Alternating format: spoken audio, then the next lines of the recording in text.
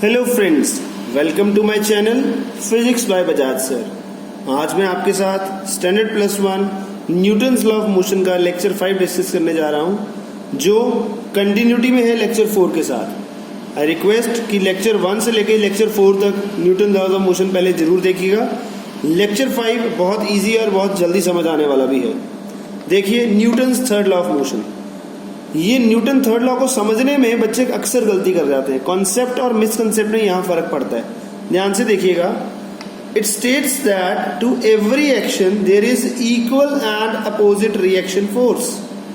Every action there is equal and opposite reaction force and these forces always occur in pairs. क्या बात है जी, forces must occur in pair and action and reaction, ये तो सभी को पता है।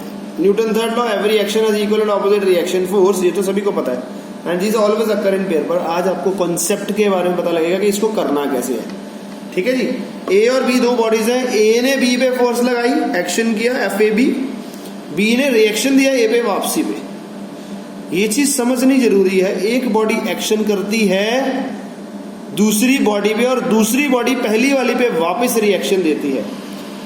समझ रहे हो? इसने इस पे एक्शन किया, इसने इसको रिएक्शन दिया। ये समझना बहुत जरूरी है। FAB को एक्शन बोला, FBA को रिएक्शन बोला। Action and reaction are equal and opposite. Opposite sign is given by negative sign. For example, FAB is a force applied on body A on B. FBA is force applied by body B on A. Okay, इसका basic example देखिए। Newton's third law helps in swimming. Swimmer अपने हाथ से पानी को पीछे को धक्का लगाता है, तो swimmer is doing action on the water and water gives the reaction on the swimmer to move it forward. पानी backward, swimmer forward, action reaction. Helps in walking. हम अपने पैरों से जमीन को पीछे को पुश करते हैं और जमीन हमें, ग्राउंड हमें फॉरवर्ड पुश प्रोवाइड करती है। We do action on the ground and ground gives us a reaction, right. Flight of a rocket, very important. Flight of a rocket में क्या आता है? जो गैसेस आग लगती है वो जमीन को नीचे को धक्का लगाती है, जिससे जमीन इस रॉकेट को ऊपर को एक रिएक्शन प्रोवाइड करती है, जिससे ये फ्लाई कर जाता है। Newton third law is also applicable in the recoiling of gun. Bullet fire किया, बुलेट आगे को, गन पीछे को, एक्शन रिएक्शन।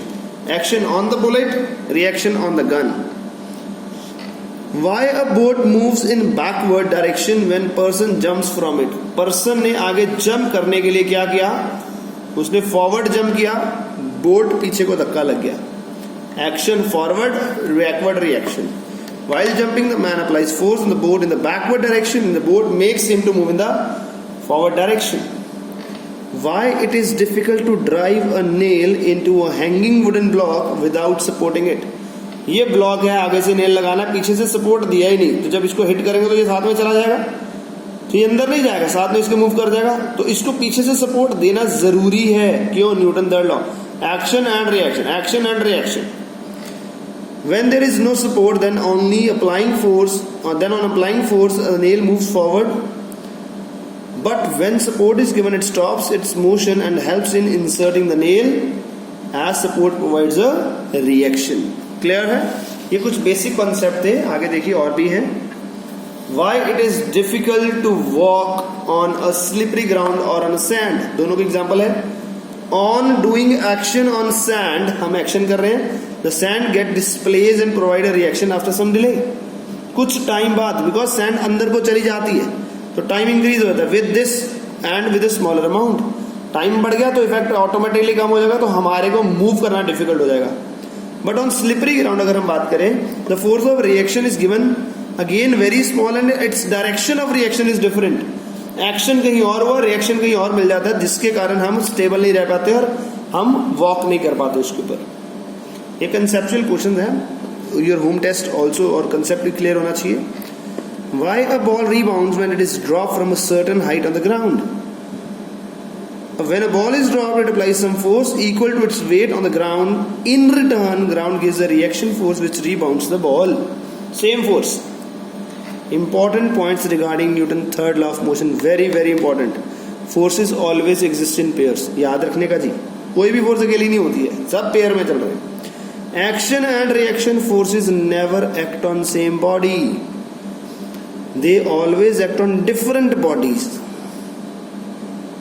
इसका मतलब ये नहीं, अगर मैं किसी बच्चे को हिट करता हूं या किसी अपने दोस्त को हिट करता हूं, तो मैंने अपने हाथ से उसको हिट किया, तो मेरे हाथ, वो मुझे दोबारा हिट करेगा, वो रिएक्शन नहीं है।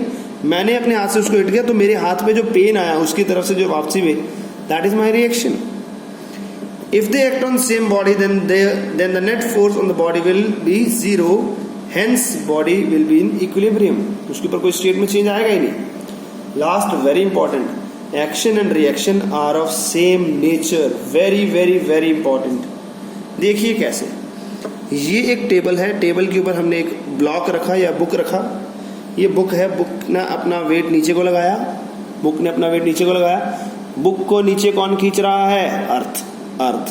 अर्थ एक्शन कराया अर्थ के ऊपर, तो रिएक्शन भी अर्थ देगी. याद रखिएगा, ये इसने नॉर्मल रिएक्शन प्रोवाइड किया सरफेस ने इस बुक को. इस बुक को नॉर्मल रिएक्शन प्रोवाइड किया, तो इस बुक ने ग्राउंड को या टेबल को नॉर्मल रिएक्शन प्रोवाइड किया डाउनवर्ड डायरेक्शन में. ये भी बड़ा इंपॉर्टेंट है. ये ब्लू वाले सेम, एमजी वाले सेम. एमजी और एन ये दो डिफरेंट है. ये वेट है, ये नॉर्मल रिएक्शन है. दोनों का नेचर डिफरेंट है. तो ये एक्शन रिएक्शन नहीं है. ये जरूरी समझना है कॉन्सेप्ट वाइज. अगर वेट नीचे को लग रहा है एक्शन वेट, तो वापसी में भी वेट ही आना है. ऊपर को नॉर्मल रिएक्शन है, तो वापसी में भी नॉर्मल रिएक्शन ही आना है. ओके. जैसे ये बंदे की बात करते हैं, ये बंदा है जो रोप चल रहा है, तो ये रोप को नीचे फोर्स लगाता है. रोप को नीचे फोर्स लगाता है एफ, तो रोप इसको वापसी को फोर्स देती है एफ, तो ये ऊपर जा रहा है. इसके वेट नीचे को लग रहा है ग्राउंड की तरफ, तो ग्राउंड भी ऊपर को वेट लगा रही है एमजी. ये इसके साथ बैलेंस है. इसके ऊपर ये फोर्स लेके जा रही है. एमजी का इसमें कोई रोल नहीं है. Action reaction, action reaction, action reaction, ये चीज समझना. Prove that Newton second law of motion is the real law of motion. क्या बात है जी. न्यूटन सेकंड लॉ रियल है, मतलब हम फर्स्ट लॉ और सेकंड लॉ को दोनों को इसी से ड्राइव कर सकते हैं. It means show that Newton first law and Newton second law are contained in Newton second law of motion, or we can derive Newton first law and Newton third law from it. तो पहले Newton first law देखते हैं Newton second law को use करते हुए. As we know, according to Newton second law, F equals to ma. If no force is applied, force zero कर दिया तो ma जीरो, मास तो जीरो हो नहीं सकता, तो एक्सेलरेशन जीरो. अगर एक्सेलरेशन जीरो है तो उसमें दो ऑप्शंस, या तो बॉडी रेस्ट पे है या कंटिन्यूस मोशन में है, तो वो भी यूनिफॉर्म मोशन में है. तो यही था न्यूटन फर्स्ट लॉ, कि जब तक कोई फोर्स अप्लाई नहीं करते तो बॉडी या तो रेस्ट पे रहेगी या यूनिफॉर्म मोशन में रहेगी. इसी तरह हम न्यूटन थर्ड लॉ भी ड्राइव करते हैं फ्रॉम न्यूटन सेकंड लॉ. देखिए ध्यान से. Newton third law from Newton second law of motion. Consider two small bodies colliding with each other for small time delta t. If F1 be the force on body B due to small a due to A and F2 be the force on body A due to B. Diagram पहले वाली. Change in momentum of A, force into time. Change in momentum of B, force into time. Total change in momentum, दोनों को add कर दो. समझ रहे हो. ए ने बी पे, बी ने ए पे फोर्सेस लगाई, टाइम बताया हुआ है, मोमेंटम न्यूटन सेकंड लॉ से. When no external force is applied, मैंने कोई एक्सटर्नल फोर्स अप्लाई नहीं की, then according to Newton second law of motion F equals to delta P by delta T. F zero है तो delta P भी zero है, तो डेल्टा P क्या है? Change in momentum. तो टोटल चेंज इन मोमेंटम को जीरो पुट कर दो.